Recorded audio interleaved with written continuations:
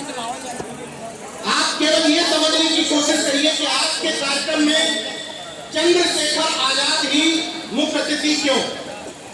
दरअसल जयंती दो महापुरुषों की है, महामना रामस्वरूप वर्मा और बीपी मंडल साहब की, जिन्होंने मंडल कमीशन की सिफारिशें लागू की, मंडल कमीशन के माध्यम से जो सिफारिशें लागू करवाई थी बीपी सिंह जी से, उन्हीं की वजह से तमाम पिछड़े वर्ग के लोग आज नौकरियां कर रहे हैं।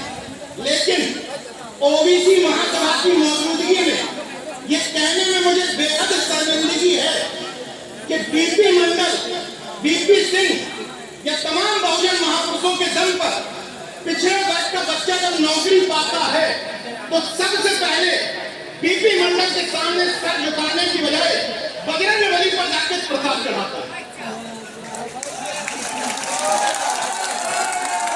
चढ़ाता है कि नहीं? और किसको पूछना चाहिए? बीपी मंडल। अगर वो सिफारिशों में ओबीसी को रिजर्वेशन नहीं देते तो पिछड़े वर्ग के लाखों लोग नौकरियां नहीं कर रहे होते। इसका मतलब आप समाज के गद्दार हैं। आपको ये बात ध्यान रखनी चाहिए। तो चंद्रशेखर आजाद मुख्य अतिथि के हकदार क्यों हुए? पूरे चुनाव में मैं तकरीबन 3 बार महीना गया, कई दिनों के अंतराल पर रहा। चंद्रशेखर आजाद के अंदर रामस्वरूप वर्मा जी का पाखंड और अंधविश्वास का जो विरोध था, जो वैज्ञानिक और मानववादी दर्शन था, पूरे चुनाव में उन्होंने लागू किया। ये मैं चुनौती के साथ कह रहा हूं। चुनाव जीतने के लिए मैं सीधे तौर पर नहीं आ रहा हूं। चुनाव जीतने के लिए जो लोग दर दर पर माथा टेकते हुए घूमते हैं, रिबन काटते हुए घूमते हैं, मैं दावे के साथ कह रहा हूं कि चंद्रशेखर आजाद की एक तस्वीर दिखा दो माथा टेकते हुए। नहीं है ना? इसका मतलब रामस्वरूप वर्मा के विचार है कि नहीं? चंद्रशेखर आजाद अकेले सांसद पूरे संसद में जिन्होंने जय भीम के साथ जय मंडल का नारा दिया।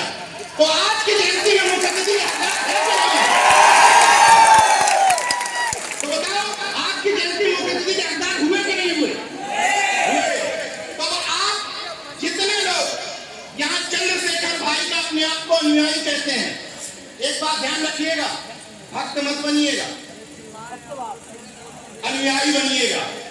भक्त तो तमाम देवी देवताओं ने पाल रखे हैं भैया भौजियों ने, भक्त उनके बने रहने दीजिए। चंद्रशेखर आजाद का अनुयायी बनिएगा। और कैसे बनोगे?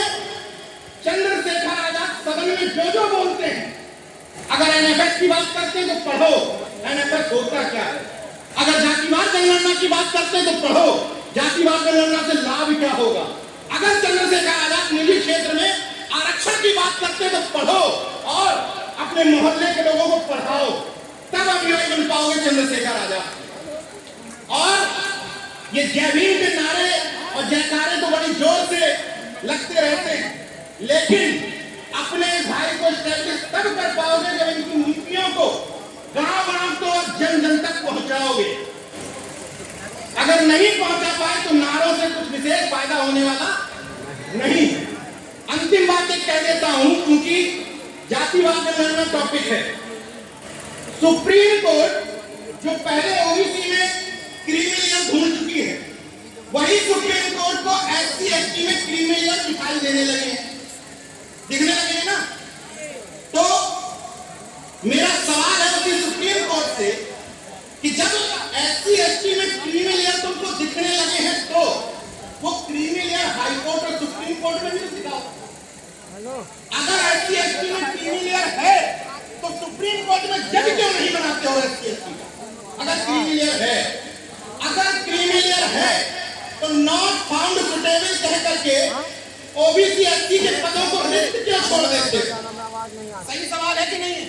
और अगर एससी एसटी क्रीमिलियर हो गया है तो मंदिरों पर कब्जा क्यों नहीं दिला देते? सहमत है? अगर क्रीमिलियर है तो सवर्णों के क्रीमिलियर से शादियां क्यों नहीं करवा देते? दमाद क्यों नहीं करा देते? गलत तो नहीं कह रहा हूं, संवैधानिक बात कह रहा हूं कि मैंने नहीं कहा उन्हीं को क्रीमिलियर दिखता है सुप्रीम कोर्ट वालों को। तो क्रीमिलियर दिखता है तो क्रीमिलियर को लाओ,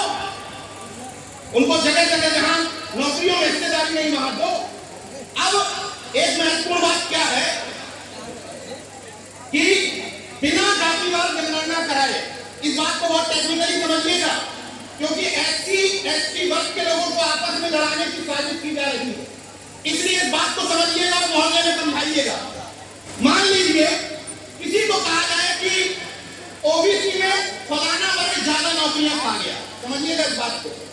एससी में कहा जाए कि फलानी जाति के लोग ज्यादा नौकरियां पा गए, लेकिन एक बात समझिएगा, अगर कहा जाए कि एससी में जाटों समाज के लोगों को 100 में से 30 नौकरियां मिली, तो आपको हो सकता है अन्य समाज के लोगों को खराब लगे, समझिएगा। लेकिन अगर जातिवाद में लड़ना करके ये बता दिया जाए कि यार एससी में जाटों की संख्या ज्यादा भी तो है, तो शायद आपको खराब नहीं लगे। इसलिए जातिवाद में लड़ना इतनी इंपॉर्टेंट है, ताकि ये तो एक पहलू बता दिया जाता है कि ये नौकरियों में ज्यादा है, लेकिन ये नहीं बताया जाता कि जो कम है उनकी संख्या भी कम है। और ये होगा कैसे? देश मांगे जाति जनगणना से। जाति जनगणना कराए बिना पता नहीं चलेगा कि देश के संसाधनों पर, नौकरियों पर, यहाँ तक कि पोखरण मशीनों पर, जेसीबी पर, खनन के काम में, यहाँ तक कि ठेके पट्टी में कौन कब्जा जमाए बैठा है, पता चल पाएगा क्या? नहीं चल पाएगा। और अगर सवर्ण ताकतों को इतनी तकलीफ है कि एससी, एसटी और ओबीसी में कौन हिस्सा खाया जा रहा है, तो हम सबको मिलकर के तकलीफ है कि सवर्णों में किसका हिस्सा कौन खाया जा रहा है। हमें तकलीफ है कि सवर्णों का हिस्सा कुछ जातियों में क्यों है, तकलीफ ना? तो उनसे पूछो कि अगर इतनी चिंता है तो जो माल जमा करके बैठे हो धर्मस्थलों पर, निकालो और बांट को सवर्णों में, हमें कोई तकलीफ नहीं।